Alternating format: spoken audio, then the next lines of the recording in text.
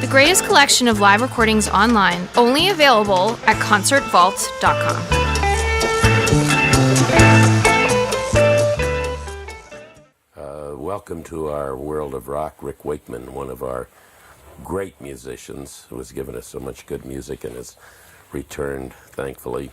Is this cash or check, to Scott? the it's easy to do with you and your many wives of Henry VIII. No, they weren't yours, though. And all the other great things you've given us now, of course, with Anderson, Bruford, Wakeman, and Howe as the unit, as a group together again, and now touring with the success of a new album and reliving some old memories with your music on the tour and doing the new stuff. That's Great. Right. Thank you, sir. Welcome. Rick, I guess this is certainly an exciting moment for you because the tour is about to begin and all the preparation, your preparation, as a matter of fact, is more than fascinating because the technology that's come in to a classically trained pianist and a great mind and ears and all. And now your job is a little more than just that, isn't it? A lot different. I mean, there's some interesting points. First of all, the technology side of things. Technology in the studio was always much further ahead than that on the road when you went out to play things. So it used to be very frustrating that things you did in the studio you couldn't really do properly out on the road. Now with the technology you can. There really isn't anything that you can't do. It just makes life incredibly more difficult. Because everything is possible, you tend to try and do everything that's possible. You can cheat if you want to by sequencing a lot of things, which, well, 95% of bands are doing now, which is a bit like the tightrope walker with a sort of a safety net, you know, because you've got machines playing a lot of the things for you and you basically join in with them. And if you go wrong, you can rely on the machine to carry on for you. We thought about going that way, but we decided not to. We worked on the principle that people who came to see us when the four of us were together back in the 70s came because we played, and the things that we played and how we played. You know, the tightrope walker without the net. And we decided to go for that angle. But it's been really tough. It's been the hardest month of rehearsals I've ever been involved with in my life. But now, you know, the satisfaction of doing all that was just phenomenal, and it's really paid off. The other big problem, of course, is the old memory recall, because when I last played with the guys back in 1979, I was convinced, because of the problems on the tour, that it would be the last time we would ever play together. And I certainly wasn't going to leave and rejoin a third time in the band. And it was almost like my brain as a computer dumped everything about all the parts from Close to the Edge and Roundabout and Heart of the Sunrise and Seen All Good People, just threw them all away. And it was desperate last year when we all got back together again in November, because I thought, well, just for fun, I'll just sit down at the piano and see what I can remember. And I remembered about 35 seconds worth, and that was mainly Steve's guitar solos. I didn't know anything of mine. So trying to get the memory to recall all the parts was desperate, and that was really hard. And it was a bit like that's not me, by the way. It's a bit like amnesia, of when certain things happen that recall sort of memory, and every now and then a little bit comes back, and it's like a big victory, and you say, that's what I did. But it took 3 to 4 months of working solidly on my own to remember and to recall, and then, of course, to sit down with different instruments and play the pieces, because the instruments we used to play on were like totally different. Yeah. The thing the public, of course, as you mentioned, anticipates and expects from your sound and everything is that sort of, as you mentioned, tightrope without the net. Yeah. But they also expect what goes along with that too, the dramatics of the stage and lasers and lights and all. And I assume you've been hard at work at that too, to combine the two. It's very difficult in one respect. We wanted to move on. We've changed the whole lighting design to very much theatrical lighting. There's still some rock and roll lighting in there, but it's 85% theatrical lighting. We're using the lasers in different ways. We try and look for different things. And we are aware that probably some of the things won't work. And we'll probably have to adapt them and change them as time goes on. But you've got to start somewhere. And we tend to start by trying to put a lot of new things in and hope that the biggest percentage of that all works. That also isn't me. We hope very much that people expect that from us, and we hope very much that they feel that they've got it after they've been to a show. How did it feel, Rick Wakeman, to sit down at the piano and like on the album now, which of course is going to be produced, and I could see just you at the piano, John, you and John playing, and that hadn't happened in a long time and all. I was that was something. It comes through nicely on the album. It was very, in a strange way, it was quite emotional without trying, and nostalgic without sort of trying to sound soppy and silly. That particular track on the album, which is called The Meeting, happened by accident, because what happened was, while we were down at Montserrat recording, we just finished a keyboard solo on one track. I can't remember what it was, and we were leaving the guys to do all the computer bits and shoving it all over, all the technical side of things. And John and I wandered into the studio, and there was the good old grand piano sitting in the corner. And I was playing a piece. I had a piece of music that was incomplete. Happens often or not. You get a piece that you really like, and you say, hey, you know, I'll have some of that. That's fantastic. But then you can't go anywhere with it. For some unknown reason, the next section or the song section won't come. So you're stuck with a piece. And I was playing it, and John said, I've got a song. He said, and I'm desperate for a musical interlude for it, an opening, an ending, and a whole musical passage. He said, I think that would go fantastic if we can adapt the keys and things around. So basically that's all we did. We put the bit that I had and the bit that John had, and we played it, and it worked first time. And we didn't do it again then. We just sort of, we left it at that, went back into the studio, did some more work, and about 2 days later, which is always the big tester, can you remember something? And if you can remember it almost exactly as it was, then you know you've hit on something that's a natural winner rather than having to work on it. And we went in and we played it through again, exactly as we had done before, and it just fitted together perfectly. We just shouted to the guys to roll the tape, and we did 2 takes, that's all live, and then let the other guys in the studio, we said, you choose which one you think's the best. And they chose the one that's on the album. And then at a later date, what we did, Matt and I, a guy called Matt Clifford, who helps with a lot of the computer programming and things with some of the additional keyboard stuff, we put a sound together just to give it a little wash to come in so that it wasn't too stark. But it was very nostalgic doing that with John. And I think, you know, on stage, it's more than nostalgic, really. You've been doing some other things, as you guys always do. It's incredible. But a project you're working on now, you're going to be touring, and everybody's up for it, and you certainly are. What's happening with this soundtrack for Phantom of the Opera, the original? The original, that's right. Well, I've been basically for the last 10 years working mainly around Europe, or almost completely around Europe, doing film scores, still putting out albums. I mean, this year saw, I think, the 24th solo album, which is a bit phenomenal, really. Even I can only remember half of them. But one interesting soundtrack that came up, I got a call from Spectacular Films, which is part of the Hammer Film Group. I said, would I go and see them? They had a project that they thought might interest me. And I went along to see them, and they had the original silent movie of Phantom of the Opera, which starred Lon Chaney. And they'd worked unbelievable on it, colorizing part of it, tinting other parts, slowing certain parts of the film down to get rid of some of the Chaplin-esque areas in certain... They'd really worked hard on this print. And they said, what we would like is a soundtrack that goes all the way through, that covers everything from sort of opera to operatic rock to hard rock to a bit of folk, and they're just a whole thing that... But not done with a whole series of songs, you know, as Metropolis sort of was, very much with songs scattered. Because nobody makes a film in 3-minute segments. It doesn't have lots of starts and finishes. It has sections that tail off and then come in.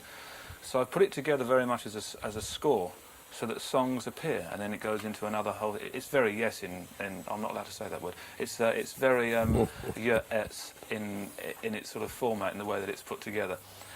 And I'm going to use various singers, various writers, and various people involved. And between the American tour and the European tour, I've got 5 weeks to finish it, which is quite hilarious. It's a lot of fun. In fact, I think it's going to be sensational when it's finished. I mean, I enjoy watching the movie without anything on it. It's that good. I mean, when you look back at what they were doing back then with just the way they lit things and the way they filmed things with the limited equipment they had, it was remarkable.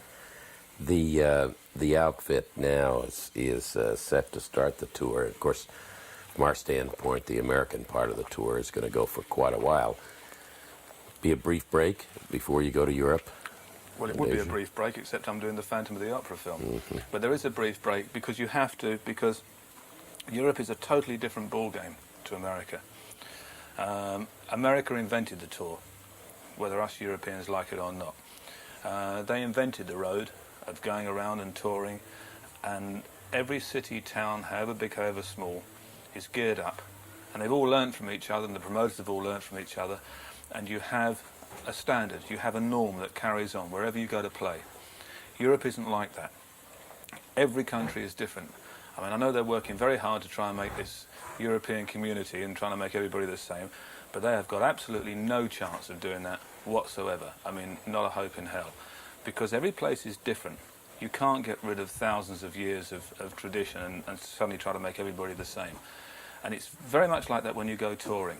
And it takes a long time, not for us as a band, but for the crew to get all the pre-production work of every different city and every different European country, because they're all just so totally different. So you need a gap between that and going out. A lot of the American bands that come to the UK, or in fact to Europe, have learnt that you've got to come in 2 weeks before, at least, to do your pre-production work before you dare go out, because otherwise you get some nasty shocks. And I think it's almost like putting yourself, readjusting your thinking for the entire presentation, even though you're doing the same music, the reaction, right. Everything is different. Well, that's right. I mean, because you're dealing with different cultures. You're dealing with different. I mean, everything from different size halls. I mean, it's very rare, unless you're in the Michael Jackson league, that you're going to go out and every venue is going to be the same size. I mean, some of the European countries are very small, but you go and play there. Some of you'll go and play 2,000-3,000 seaters in, say, a place like Finland, which for Finland is huge. It's the equivalent of filling a 150,000 stadium here. But you can't go in sometimes with that whole production show that you would take to a stadium and try and put into a theatre in Finland. So everything's got to be geared down that makes the musicians happy, that make the people who come to see you happy. Let me ask you a question so that I'll do this as a viewer or a listener or someone going to the concert. Now, Rick Wakeman started as a piano player, classically trained, and there you had your instrument, and it was your hands, your mind, your techniques. And now, Rick Wakeman has had to, as technology has moved along, add a huge, give me a general idea of how many things you have to do now rather than sit and play the piano. Then there was electric, and then slowly you have to be a great technician now as well as a great musician, don't you? I think yes, you do, if that's the sort of music you want to pursue. I had a great conversation with Oscar Peterson a few years ago. He had a television series in the UK, and I went on one of the programs as his guest, and I've met him a few times, and a super fella, and we talked about this very point. He felt he was very lucky because the music that he wanted to pursue didn't necessitate that he had to go into the world of technology, which was great for him. The world that I really enjoy, which is, I suppose to use hackneyed expression, still the progressive rock, things that are looking ahead all the time and going through different doors, looking for something new. It requires that all the time you're looking for new technology, you're looking for new sounds. It's becoming increasingly more difficult to keep up. I mean, I carry a technician with me and almost a computer expert, because I'm no computer expert. And there is the slightly worrying thing these days, especially now, that with the equipment I've got on stage, I mean, I've got over 36 channels of sounds coming out, with numerous keyboards and numerous rack-mounted stuff. In the late 70s, and in fact even in the early 80s, I could look round at everything and I knew how everything worked. So if there was a minor disaster, something went wrong along the line, I could get out of it without shouting help and calling out the lifeboats. I can't now. I'm probably about 65% knowing how everything works that I'm dealing with. The other 35%, I don't think I know I don't, and I don't think I ever will. And that is the one danger area. But it's just moved. The technology is ahead of the musician. That's a slightly worrying thing, but on the other hand, it keeps us on our toes. Well, with Tony joining you guys, the album has been out, and I believe while we're talking now, it's gone gold, which is great. It's early, and you're ready to do the tour. It isn't like a rebirth with you, but it is sort of, isn't it? This whole new thing, you guys are back. I mean, the day when we walk on stage that's when it really counts. I mean, when you actually look at the figures, I mean, it's 17 years since Bill played with us. It's 10 years since I played with John and Steve. It's about 8 years since Steve and John played together. I mean, it's a long, long time, which is quite incredible when you think about it. And it's not. It's almost a new band. It's a new band, to a certain extent, reliving old memories, but creating a lot of new ones. I think. I mean, for example, my oldest boys were 17 and 15. When I asked them at Christmas what they wanted for Christmas, they said they wanted to come and see a show with the band because they said we were too young. When you played together all before, I mean, we were, sort of 8 and 6, or in fact, no, less than that, 7 and 5. They said, and when Bill played with you, Adam, 15-year-old, wasn't even born. And they said, we'd like to see that. And that's what they wanted for Christmas, because it was a new, I mean, obviously gave them a bar of chocolate as well, but they wanted to come to a London gig. And what I'm doing, I'm actually going to bring them to Houston and Dallas, which they're very thrilled about to see, the show. Because if you see this sort of show, I have to say it always meant more in America. I mean, I don't wish this unkindly to Europe, but the shows we put on were always very American geared, and I think American audiences appreciate them more than European audiences. I mean, the European audiences still enjoy themselves, but you tend to put on.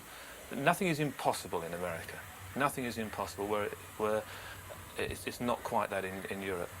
But the point what I'm getting at about the band is that there are a lot of young people out there who we hope will come and enjoy the band.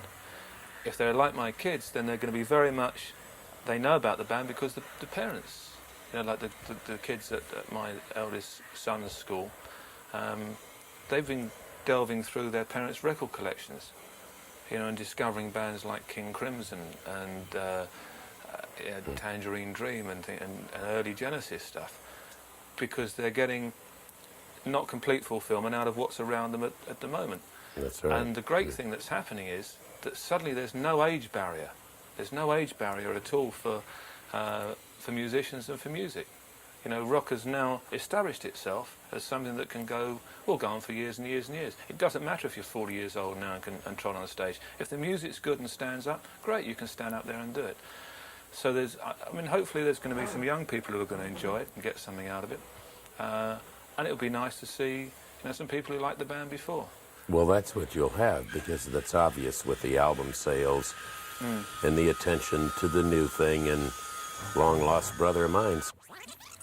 Thank you, Rick Wakeman, and we look forward to this tour of America, you guys, and more success from the album. I know you're doing another video, second video from the album, and that's right. You even did some work getting the guys together, not just musically, but vocally too. I mean, you guys are all really involved this time. Very heavily involved, yeah. Thanks ever so much. It's a pleasure to be back. We look forward to seeing you live on the road. Thanks, Rick Wakeman.